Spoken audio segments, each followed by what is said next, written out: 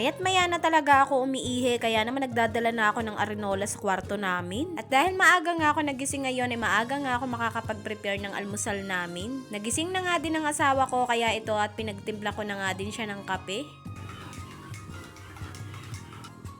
At bago nga ako magluto at mag-prepare ng mga kakailanganin ko ay naglinis nga muna ako dito sa lababo. Mas gusto ko kasi kapag nagluluto ako ay malinis dito sa lababo para nga makakilos ako ng maayos. Bago nga ako magluto ng ulam at bago ko makalimutang magsaing ay nagsaing na nga muna ako. Minsan kasi nauuna ako magluto ng ulam at nakakalimutan ko nga magsaing. Sa tuwing magsasaing talaga ako ay nakasanayan ko na maglagay ng suka para nga hindi mabilis mapanis ang kanin.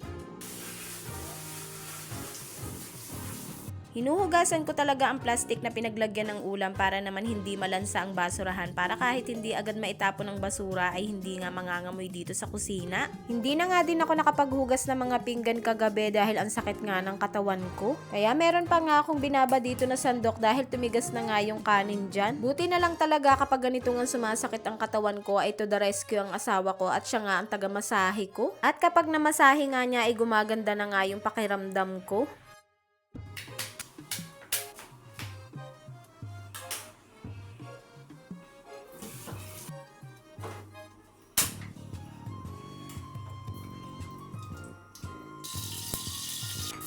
Nagumpisa na nga ako magluto ng uulamin namin at adobong manok nga ang aking naisip na lutuin. Aantayin ko nga lang dyan na magsabaw ang manok sa sarili niyang katas.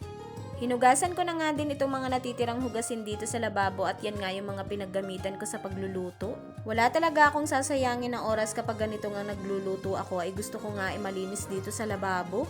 Mas gusto ko nga na ako ang gumagalaw dito kaysa yung asawa ko dahil kapag ang asawa ko nako mai-stress lang ako. Paano ba naman kapag nga magluluto ang asawa ko ay ang kalat nga dito sa kusina?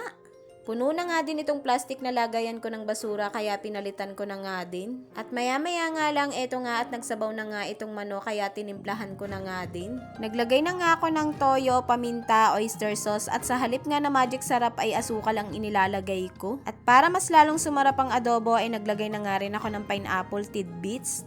Panghuli ko na ngang inilagay ang suka. Maya-maya nga lang eto nga't naluto na itong adobo kaya naghayin na nga rin ako para makakain na kami ng almusal. Natutulog pa nga dyan ang panganay kong anak kaya kami munang ang tatlo ang kakain. O tara, kain po tayo. Hanggang dito na lang for today's video. Salamat sa panonood.